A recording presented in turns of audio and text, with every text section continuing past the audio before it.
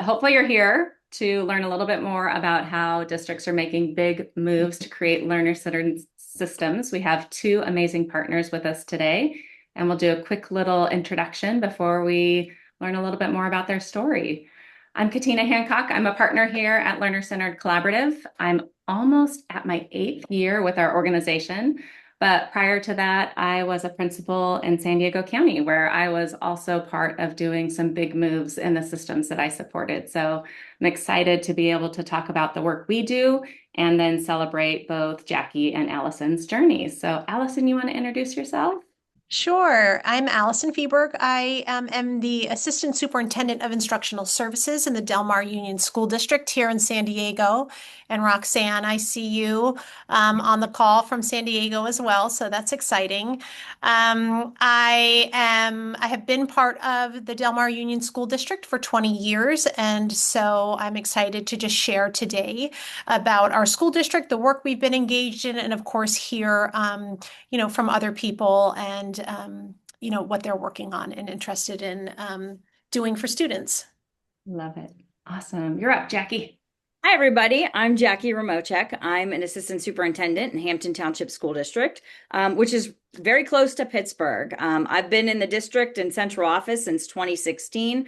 However, prior to that, I was a high school assistant principal here in the district. I also worked at, if you're familiar with Pennsylvania, an intermediate unit and was also a high school math teacher. So I'm excited to be here today to just get ideas. I feel like our journey here has sort of been one where we've kind of been figuring it out and just one rung after another up the ladder. And so hopefully it'll spark some good conversation and inspiration today for us as we continue on our journey. I love it. Awesome. Well, just to do a little bit of framing, here at Learner Centered Collaborative, and I believe also the systems that you're going to learn more today, we really believe that we're trying to create ecosystems where all of our learners know who they are, thrive in community, and actively engage in the world as their best selves. We're equipping kids for the modern world, and that looks a lot different than it has been in the past. We think this approach is one that cannot be done from the top down. This is something that really involves an entire school community coming together to design and create an ecosystem that best meets the needs of those learners in that system. And so we're going to talk a little bit about how this has to shift from being top down to more collaborative and kind of leveraging Cotter's dual model system. And hopefully the ladies will share a little bit more about how this work started with some of their distributed leadership across their systems. The work that we do with our schools and districts starts with the learners. They're at the center of this equation. They're the ones that matter most in this work. And so getting really clear about their whole child outcomes is essential. From there, we design the types of learning experiences that we think are necessary for young people to develop those whole child outcomes. Then we try to look at how do we give schools the unique opportunity to create their brand or their identity? What is their school design going to look like as it relates to teaching and learning and their whole child outcomes? And probably some of what these ladies will touch on today are these outer rings of enabling conditions and culture. We know that we can have a lot of great ideas and a lot of strategy and priorities, but if we don't have the right support systems, if we're not communicating well, if we don't have high trust, it's going to be very hard to move some of that great work forward. So the enabling conditions that I think you're going to hear today are going to involve ideas like coherence. How do people in the system understand the direction we're headed and why we're headed there? What types of communication systems are in place that promote ongoing collaboration and meaning making? How are the systems being aligned to that vision for the future? What do we do to support the people that we're asking to do this work? Do they have the opportunities to explore and engage in professional development that's aligned to their interests and needs? And then finally, education is no longer something that we just do in isolation as part of the system. We need outside partnerships to come alongside and continue to work with us. So we've been trying to do this in a space thinking about this like research and development. And it starts kind of on the left where we're getting clear about the North Star. Where are we pointing all of our arrows? Then we start by naming some changes. What are some big moves that we think will really start to bring that North Star closer and closer to fruition? We co-design those big moves so that we're not doing again in isolation or from a top-down approach. And then once we have designed, tested, and like refined some of our strategy, we start to scale that. And I think you're going to hear that in our presenters' journeys today. So again, back to Cotter, we talked about how this dual operating system allows us to have shared distributed leadership where we have some core initiatives or big moves, but we have these subgroups that are working on them and then reporting back out and sharing their learnings to help inform the strategy. In some cases, this center group is called a guiding coalition, and it involves key leaders, teachers, in many cases, students, and community members so that the whole system is aware of the work that's happening. We also think that learning is a process and not an event. And Jackie was just sharing this before we hopped on today about how, we have to try something and reflect and see how that evolves over time and learn from making these big moves and taking these chances in our system. So we stay really tight with our mission, vision, values, portrait of a learner, and learning model. But that tail into the circle is something that is very ongoing and evolves over time. And finally, I think this is the last you're going to hear me talk. When we think about transforming and innovating in the education space, we have to keep in mind that this is an adaptive challenge. This is about people in the system being units of change, not about us bringing in some technical solution that's, go from step 1 to step 2 to step 3. When we're dealing with humans and emotions and values and beliefs, we really do have to put relationships first and make time and space to grow people together. So we're going to kick it over to the ladies in just a second, but this quote by Margaret Mead, "Never doubt that a small group of thoughtful, committed citizens can change the world. Indeed, it is the only thing that ever has." So the big question on our minds, ladies, and Jackie, you're going to be up first. Tell us about your district and the big moves you've made. So how did you get even here today and that you're continuing to make moving forward? Sure, I'm happy to do that. So like I said, our district is Hampton Township School District, and you can see on that slide all the pictures of our wonderful smiling students here, but we're located near Pittsburgh. We are a K-12 district. We are, I'm sure compared to some of the districts joining us, we are a comparatively small district where we service about approximately 3,000 students. We have 1 middle school, we have 1 high school, and we have 3 elementary buildings. We are also historically, we're a high achieving district. And when I say high achieving, that's a high achieving district in terms of standardized assessments being measured. And that's one that sort of we've been proud of, but that's sort of been parallel to, I think, the focus of this work that we're going to talk about today. And then you can see here, this is our portrait of a Talbot, which in our case is our portrait of a learner. Our mascot is the Talbot, which if you're wondering, is an extinct hunting dog. But we have affectionately, it is called the portrait of a Talbot. These are the competencies that we've developed. And actually this really started, the work started in 2022. It was sort of around the same time COVID that we were sort of recovering from COVID. And although we've been historically high achieving and our districts are very proud of our schools, or our parents are very proud of our district, we had parents at that time saying, like, I want my child to be happy in school and I want some of these soft skills in school. So recognizing that during that time, I think it really provided the impetus for us to design this with stakeholders. We collected feedback from students. We collected feedback from teachers. We had teachers, business members, board members, parents, all kind of set forth on this journey to design and agree upon what were these competencies that we were going to identify and measure and really guide our work over the next years. And it has done that up until this day, and including this day. I love it. So once we developed our portrait of a Talbot competencies, we did a few things. So the one thing that you heard Katina talk about was this idea of a guiding coalition. So we started a guiding coalition And really year one, it was a lot of branding, communication, coherence, engaging with folks about what these competencies meant, sharing them with our Rotary, getting feedback, sharing them with our parent organizations and getting feedback. Just really kind of developing ownership from all the different stakeholders as to what these competencies meant. We also did some things with that guiding coalition, and that guiding coalition really was formed with a lot of teachers, our leadership, building level leadership, our district office leadership, to kind of talk about how we were going to promote this across the district. So you see this image right here on the left, the portrait of a Talbot with the sort of blank boxes there. That stemmed from a conversation of our guiding coalition saying like, hey, we need a way to communicate what this is that's the same K to 12, which is also difficult to communicate.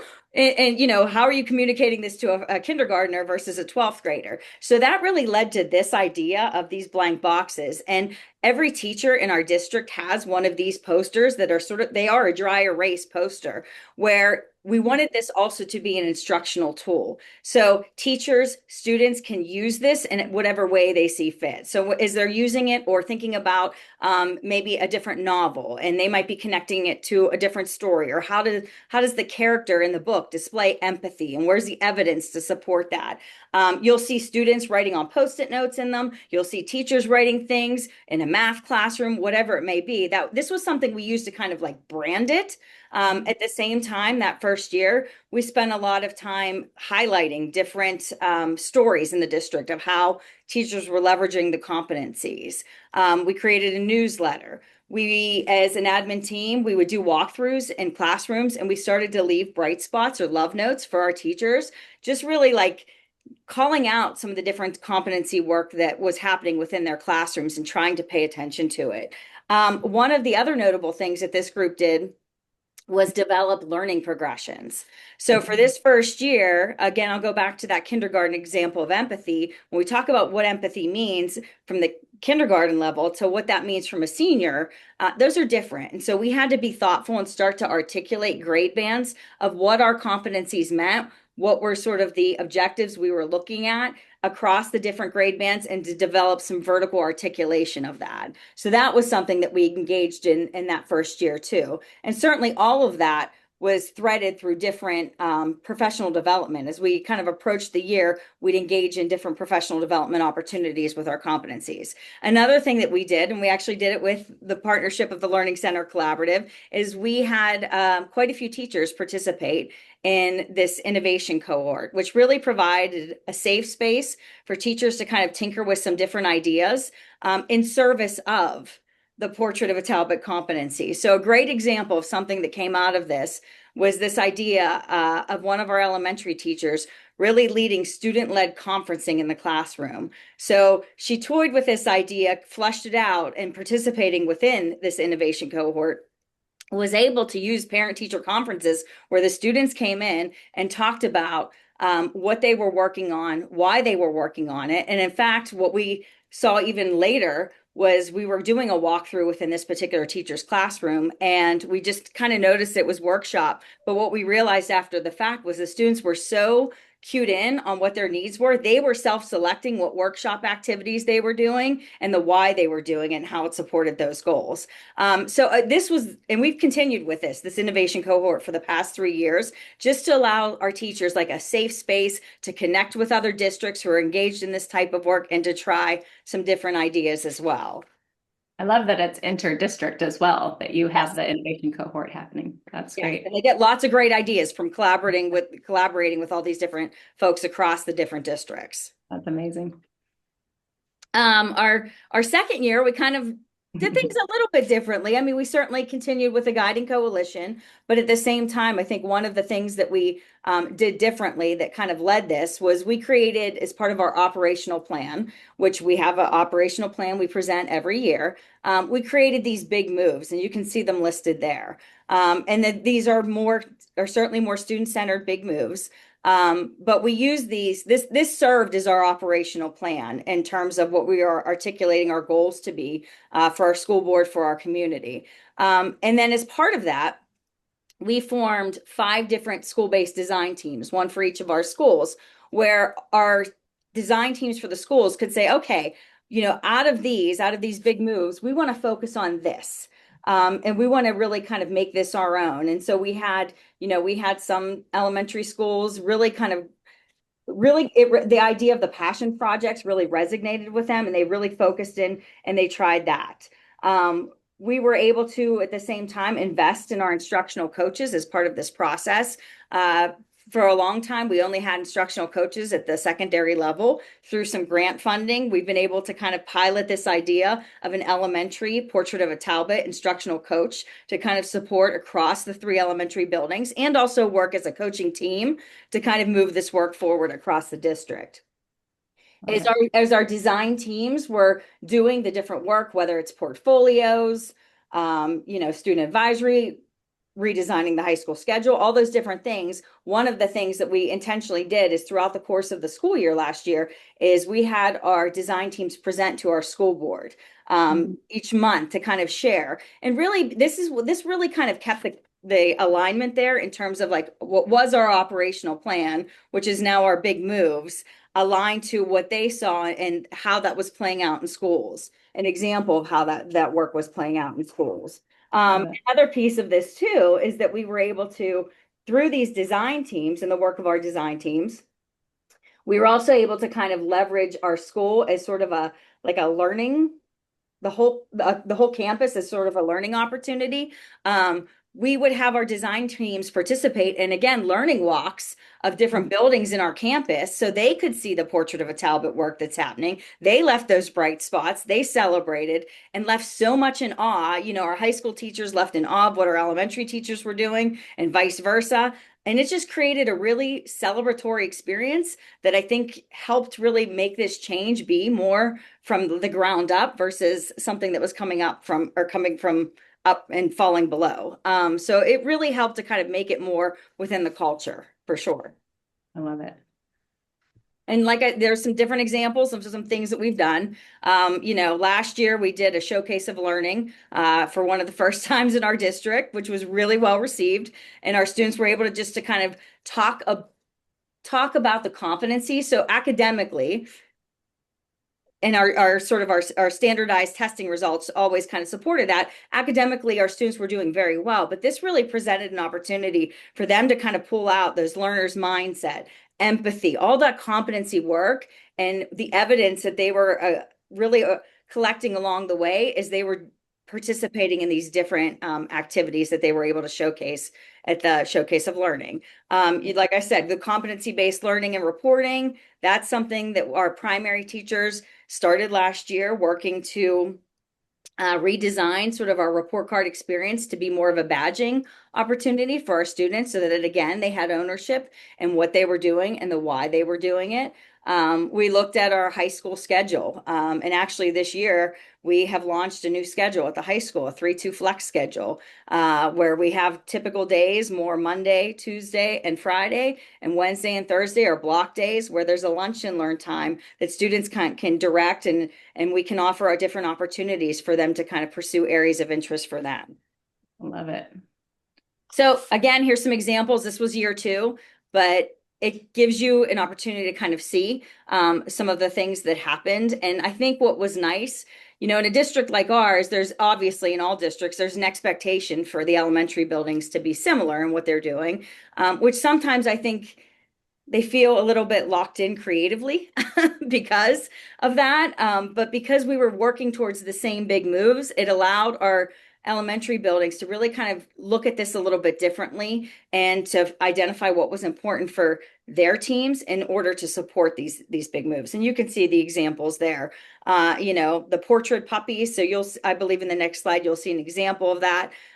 These are our elementary students. The puppies come to life. Yep, they're right there. They're there on the right-hand side, but it's actually taken a step further now that one of our elementary instructional coach has actually created sort of these AI videos of these puppies like Paxton Perseverance that they drop every Friday, or I don't know if it's Friday or Monday. They drop once a week, and our students are on edge to see what our portrait puppies are going to be doing and how they're speaking to the different competencies and how they're bringing them to life. And you can see in some of these pictures here, the design teams. I mean, there's a lot of collaborative work that's happening. You can see some artifacts here happening of just how we're bringing the portrait competencies alive within the classroom. Love it. And year three, what's Year next? three, our current year. I mean, the design team idea was such a success. We actually kind of accelerated it even further this year. So one of the things that we did this past year when we sat down to do our operational plan based upon our big moves over the summer, we actually invited our teachers to be part of that process. The teachers that were participating on the design teams, which was great because again, it really does help with the ownership of that. We've expanded the design teams. So rather than just having our 5 sort of school-based design teams, we're now starting to engage in conversations about assessment. So we have an assessment design team that's getting started about how do we kind of think more, show some examples of how we can integrate these competencies within the assessment and collect some evidence and think about what are maybe the indicators along the way that we need to be doing that a little bit more formally. Scaling practices. I know that was something, scaling and measuring like the effectiveness of practices. That's something that we're starting to have some conversations about in terms of what are then those measures. If these are sort of our goals as a design team, what are we collecting along the way to showing that we're meeting and making progress towards those? Again, we're doing some additional work on the competencies. We're expanding the different badging to a different grade level, expanding with student portfolios. So I do think this nature of distributive leadership and that graphic right there, it all kind of started with this guiding coalition, but like we have so many different pockets of folks involved in other work that really is what has allowed it to kind of permeate into the culture within the district and make it something so that it is, when you say what it is, it's in the classroom, parents know what it is. It's more of the vernacular of the day-to-day of what we're doing and also seeing the examples of those in practice. It's the Hampton approach. I love it. That's right. Awesome. As my colleague had mentioned, who's manning the chat, if you all are having questions that are surfacing as you're listening, please add those to the Q&A and we will make some time to get to those. So we're now going to kick it over to Alison to tell us a little bit more about what are your big moves and kind of maybe what's next on your horizon as well. Great. And it was fun to listen to Jackie share about, what's happening in her school district and what's the same and what's a little bit different. So here in the Del Mar Union School District in San Diego, we are an elementary only school district. So we have classrooms that span kindergarten through 6th grade. And then we feed into a middle school and high school district. And they're 2 separate districts. So one of the nice things about that is we can really wrap our arms around the needs of elementary aged students. We are also a smaller sized school district. We have about 3,500 students. We have 9 elementary schools. And when I think about, we have about 600 staff members. When I think about our school district, I would say that we're diverse. We have over 39 different languages that are spoken within our school district. We're action oriented. So we like to make plans and we like to move forward together with others in favor of those plans. We consider ourselves all learners. So we learn together, we grow, we reflect, and we try and create opportunities as a school district to do that for every person, including our students. We are inclusive and we really want to make sure that our schools are a place for every student where they feel valued, they feel like they're seen and that they're cared for. Our mission is the unrelenting pursuit of the extraordinary school experience. And we are looking to ignite the genius and empower our students to advance the world. Wow. Powerful words. So when I was thinking about enabling conditions, one of the things that I believe our strategic plan represents is coherence and alignment for our school system. So while we're 9 elementary schools, we all work in service of our strategic plan. And our strategic plan has been created with a design team of community members, staff members, and administrators. And so we haven't had students yet a part of that, but we have used their voice through focus groups and survey metrics to include their thinking in our priority actions and our plans that are articulated in our strategic plan. And so the way our strategic plan is designed is it's a 5-year plan, and it has 4 levers inside of it, as well as our portrait of a learner. So our portrait of a learner really is what we're all striving for, the skills that we'd like and competencies we want to develop in our students. And then each lever helps to also articulate some values and pillars of our school district. So our levers have to do with high quality instruction. That's our first one. You can go back to the strategic plan. Yeah. The high quality instruction is a lever. We have a caring and responsive school culture. Stewardship of resources is a third lever. And then design influence, where we think about how the school environment helps to enhance the learning experiences for students, is a fourth lever. Within that strategic plan, we also have 5-year goals and then priority actions that are written annually. And that design team comes together in the spring and then again in the fall, really to help co-design and develop those priority actions. So we really go through a process of, where we've been, where we currently are, and where do we want to go, and we develop priority actions together, and then we put those priority actions into play. 2 of our instructional frameworks are really important to our school district. So that also helps to create coherence within our school system. So the first one is the essential elements of instruction. Our teachers use that framework to help lesson plan and design and be responsive to students instructionally. And then the second one is cultures of thinking, which is a project out of Project Zero at Harvard. And that really helps our classrooms be focused on making thinking valued, visible, and actively promoted. So you'll see a lot of collaboration, you'll see a lot of thinking routines, you'll see students learning from and with one another throughout the school day. So I'll talk a little bit about our portrait of a learner. So our portrait of a learner is also in its 3rd year of implementation. And if you don't mind just going back to the last, there we go. Our portrait of a learner is here on the screen for you, and we have our 6 competencies or mindset, some of them similar to the ones that Jackie shared in her school district also. So we're in our 3rd year of implementation with our portrait of a learner. And the way we started was, of course, designing this portrait of a learner with our community. It's our shared goals and aspirations for students.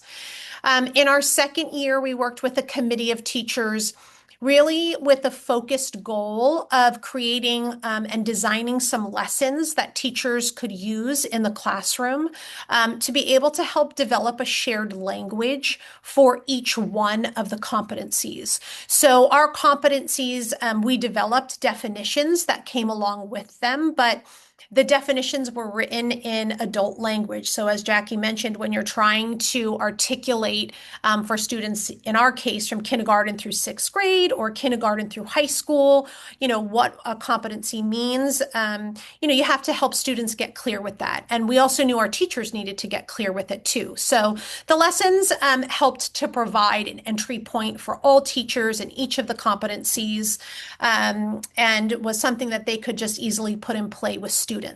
And then in that 2nd year, through the use of those lessons, we gathered feedback from our students that we hope to track and monitor over time. So that will help really with measuring students' understanding of the portrait of a learner competencies. So What do they believe that the portrait of what a competency means? So for example, what does it mean to be adaptable? From the words of a kindergartner all the way through words of a sixth grader. And we'd love to see their understanding grow over time. This being our third year, we worked with a committee, the same committee of teachers, to make learning progressions. So that'll be on the next slide. And so our learning progressions, we've developed those and we've identified the skills. Clearly, you can see on the left-hand side the skills that are being built within each competency, and then the progression of the development of those skills over time. And this year, our goal related to those Portrait of a Learner progressions is that our teachers are using those, one, as an instructional tool. So how am I using these progressions to develop instructional objectives when teaching and designing units of instruction? How am I using these progressions for students to reflect on their growth and development over time and to goal set related to what's in the progressions? And then finally, of course, to continue to develop a shared language within each classroom and across the school site. And on the right-hand side of this screen, one of the ways we have been measuring our Portrait of a Learner, as well as other metrics from our strategic plan, is through a district scorecard. So our partnership with LCC helped us to create our Portrait of a Learner progressions and then also our scorecard. So Jackie mentioned they're in the process this year of looking to develop one of those. So last year was our first time having a scorecard. We're currently in the process of developing the goals and metrics. We have our goals, but really the metrics, and then gathering data to then be able to show our progress related to certain areas within our strategic plan on a scorecard.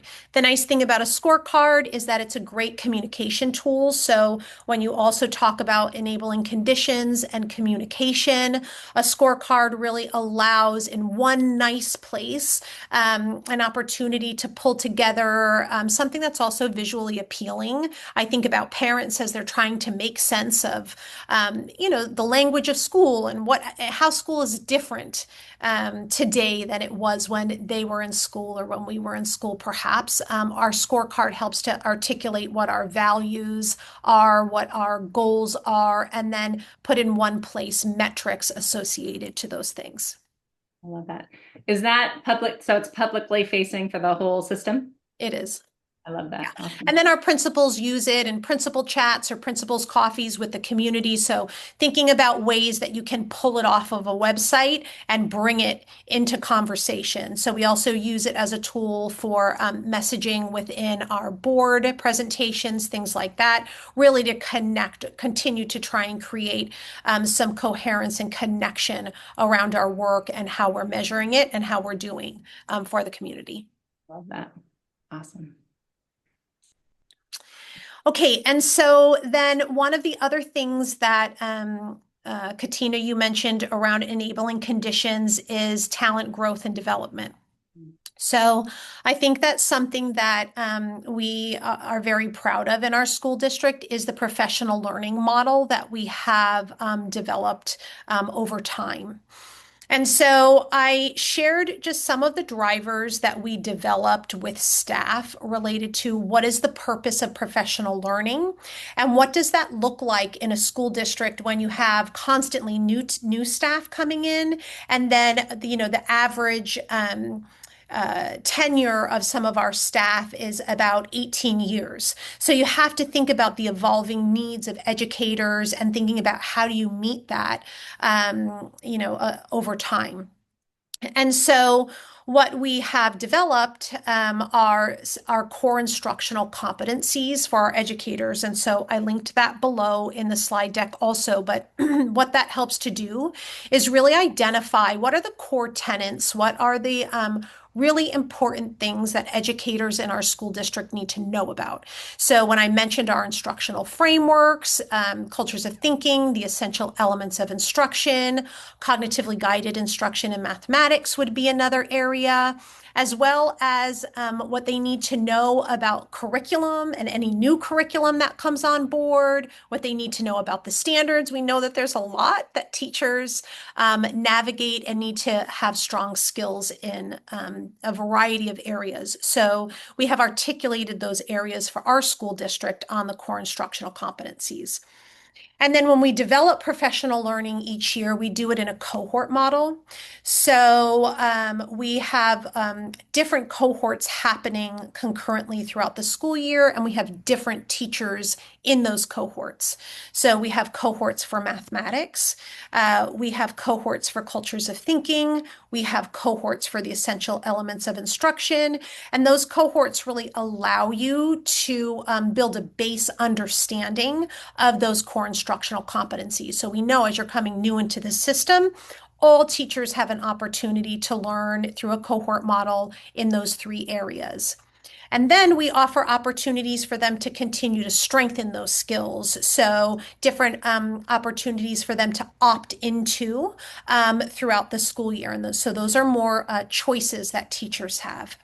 And then we think about areas of interest. So we also send out a professional learning survey annually to staff, and we ask them, what are the things related to these core instructional competencies you feel like, one, are either areas of interest, or two, you want to know more about, or three, you feel like you're ready to lead in an area. Because finally, we want to offer opportunities for our teachers, when you think about that distributive leadership, to also be able to lead professional learning for others, share their great practice with other colleagues in our school district, and the expertise that they have developed over time. And so there are opportunities for teachers to lead professional learning for others. For example, related to mathematics, we have site math leads at each of our school sites. And then we also have math apprentices that help to lead some of the cohorts that some of our newer teachers are part of. Love that. And what's on the horizon? What's on the horizon? So always things on the horizon. One thing, you can be sure of is that there's always more great work to do. So right now we're looking at our overall assessment, grading, and reporting system, which is a big system within a school district. And we have been standards-based for many years, for about 10 years. But we are really looking to see how can we move more in the direction of being able to incorporate our portrait of a learner competencies. One of the great things that we has come out of so far having an assessment reporting and grading committee and our partnership with LCC is we have developed a guiding document that really helps to articulate our vision around assessment, grading, and reporting. And we have done that alongside our staff and our parents as well. And what it outlines are some of the practices that we'd like to see all students and teachers engaging in. So those practices, that we are looking to do more of are goal setting, reflection, and goal setting with our students. Looking to develop perhaps portfolios where students are able to reflect on their portrait of a learner growth and development over time, have evidence of learning that helps to support that growth, as well as the goals and reflections related to their growth and development over time.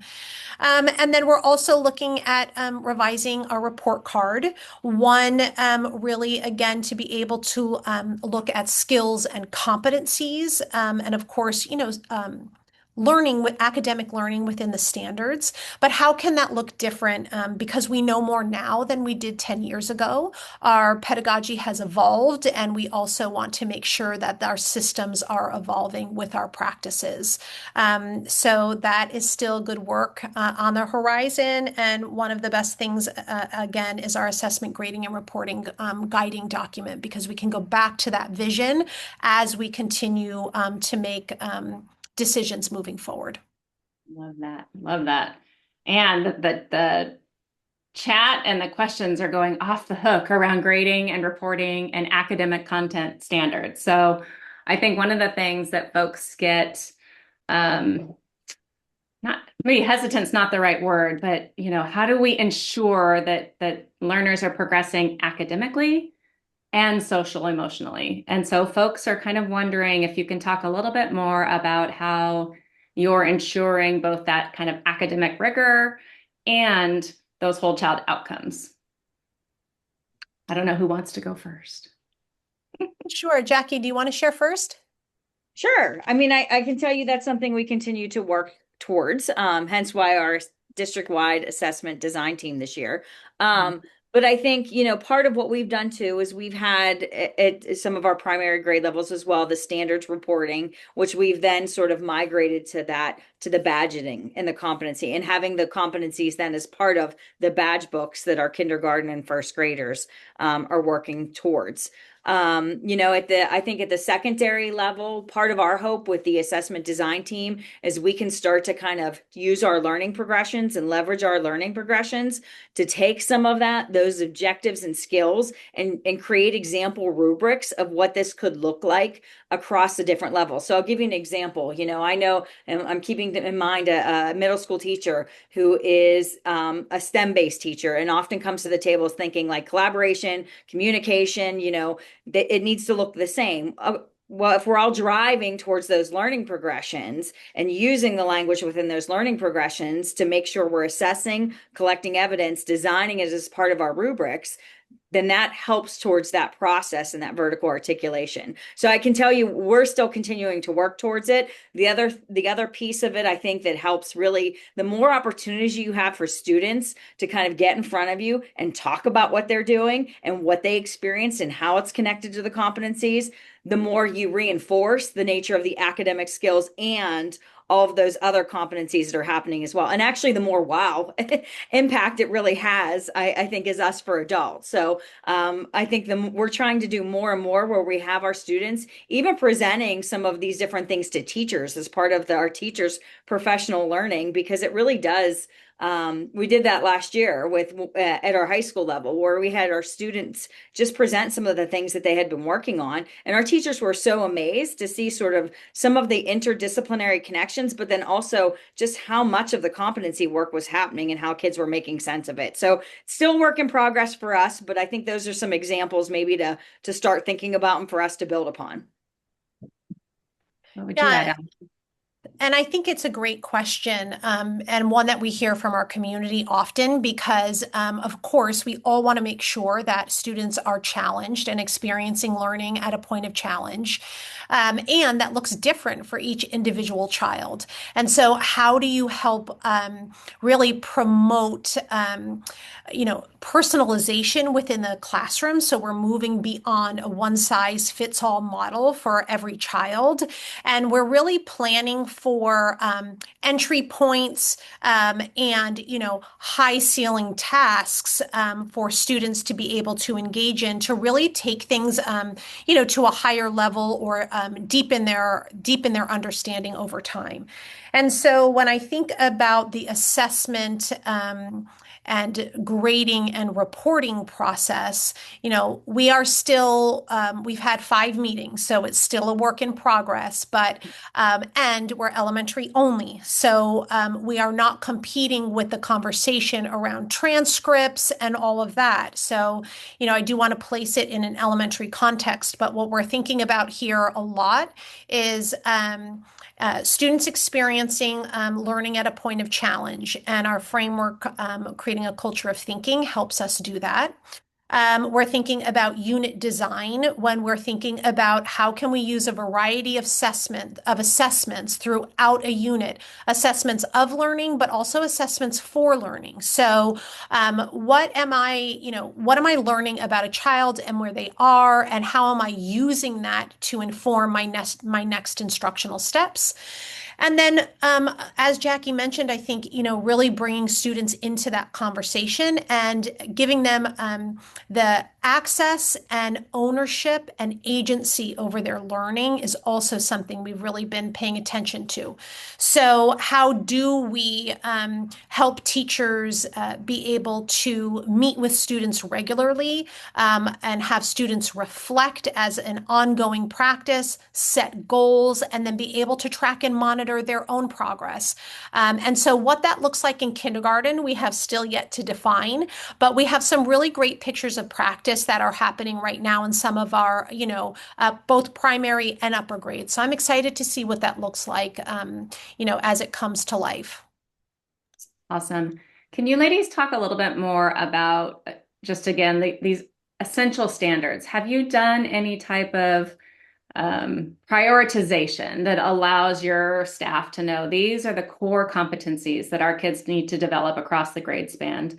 And Jackie, when you respond, maybe expand a little bit. Oftentimes high school, it's a little bit trickier because we have graduation requirements and, GPAs to enter into college. Have you started to think about more learner-centered approaches and competency-based, grading and reporting at the high school? That's a question that folks have had.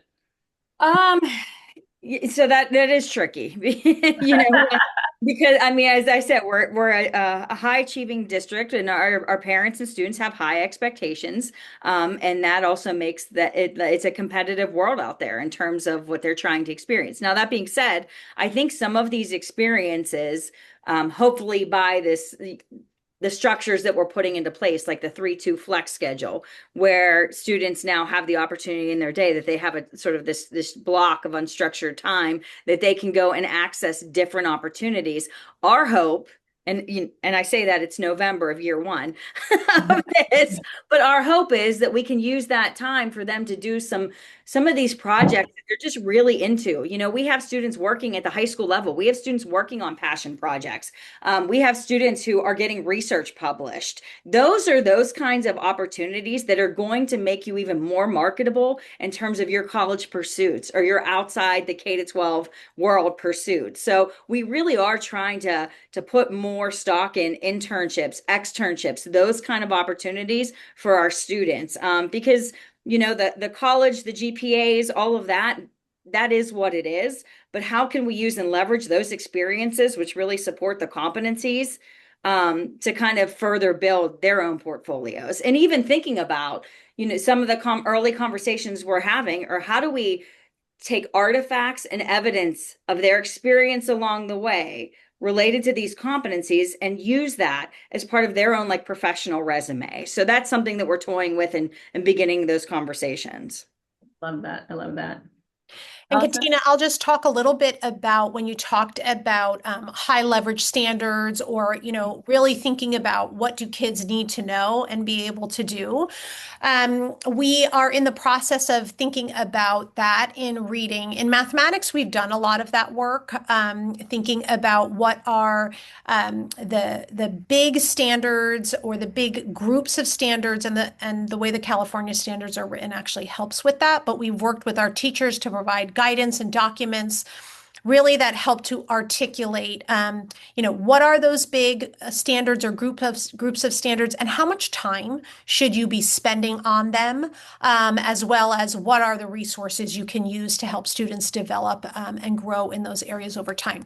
We're in the process of looking at that in literacy, and then really thinking about interdisciplinary learning as a way for students to also develop deep understanding of science and social studies content as they're continuing to develop their reading and writing skills. So that is a work in progress, but also from a teacher's standpoint important, because we don't have all the time in the world.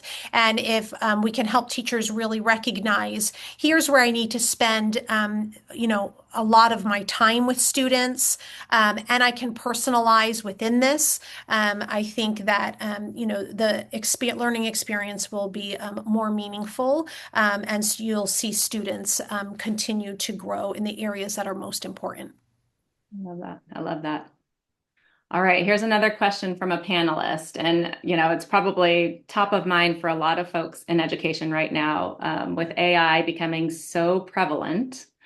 How are you or aren't you incorporating AI? And have you done some work to really create effective processes or parameters or like expectations around AI, both for the adults and young people? Yeah, I'll share in our school district so far what we have done. Our first objective was to create some excitement and enthusiasm around AI for our staff. So we wanted to be able to engage them in some learning that would be exciting for them and, have them open and curious about AI.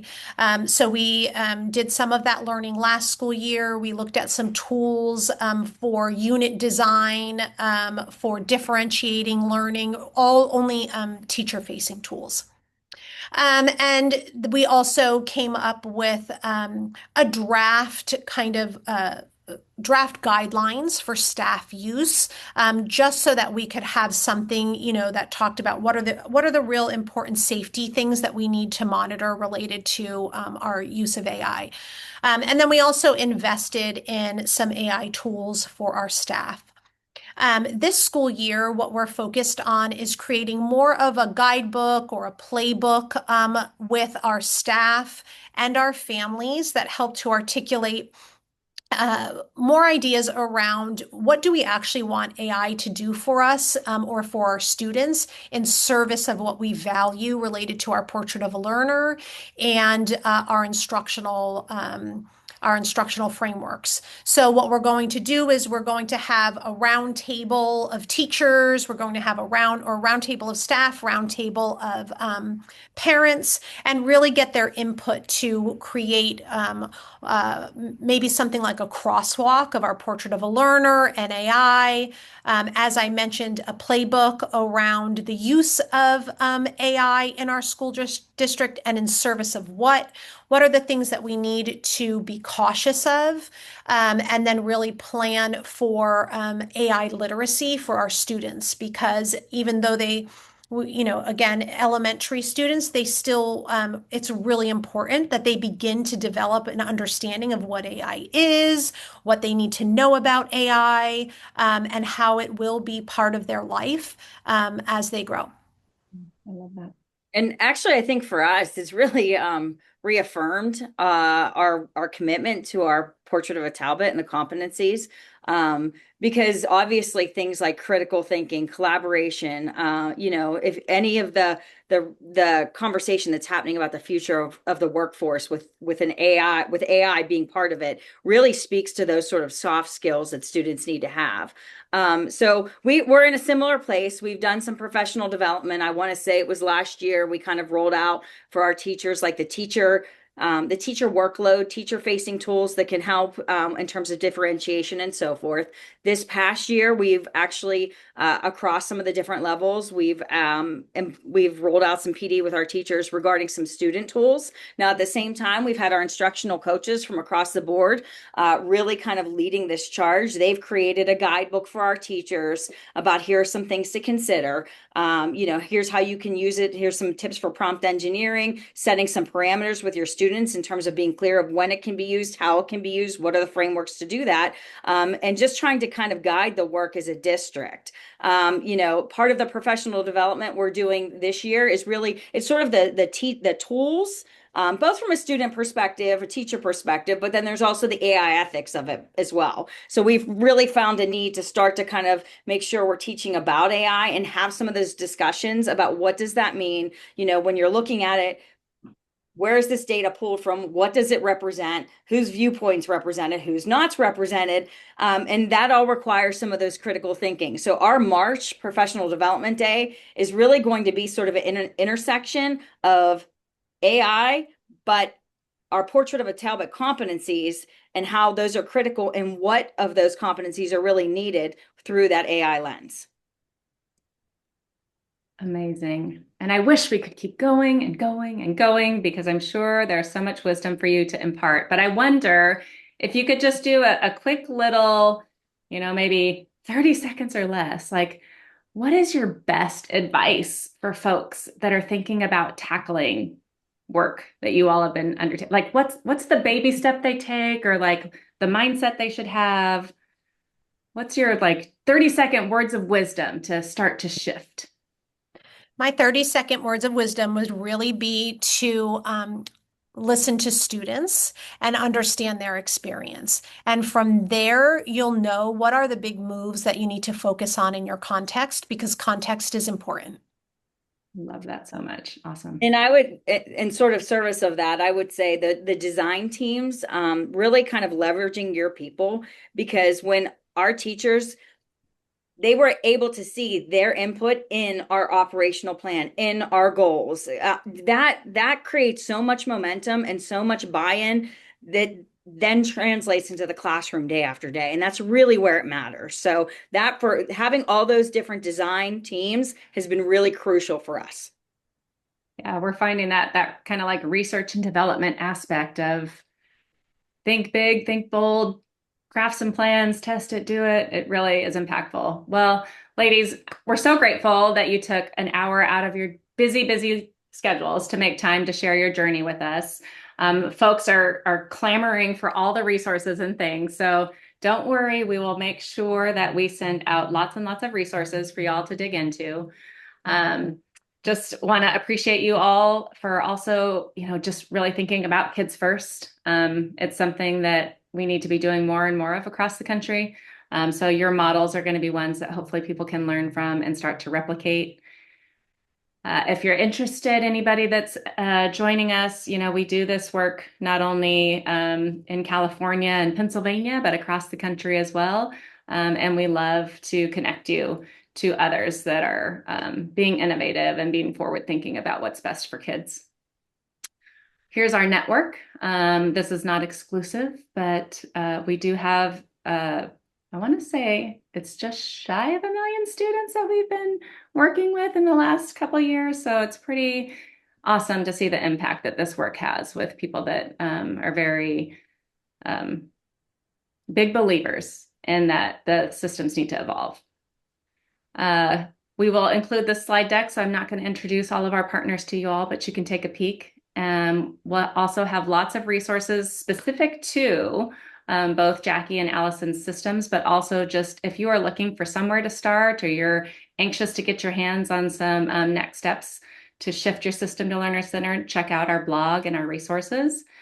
And then finally, I think Paul already added the dates if you want to register for another webinar, but on December 9th, we're going to be talking about competency-based learning, which was an interest of some of the attendees. February 1st through 4th, there's going to be Pete and C in Hershey, Pennsylvania. And then finally, in February 18th, we're going to have a school design webinar. So hopefully we'll see some of you there. And ladies, again, much appreciate your time, the work that you're doing. I'm sure your communities are super grateful that you are at the helm and you are such collaborative leaders in your system. So hope you have a great day, and we'll probably be tapping your shoulder to bring you back for something again soon. So be on the lookout. Thank you so much. All right. Bye, everybody. Take care. Bye.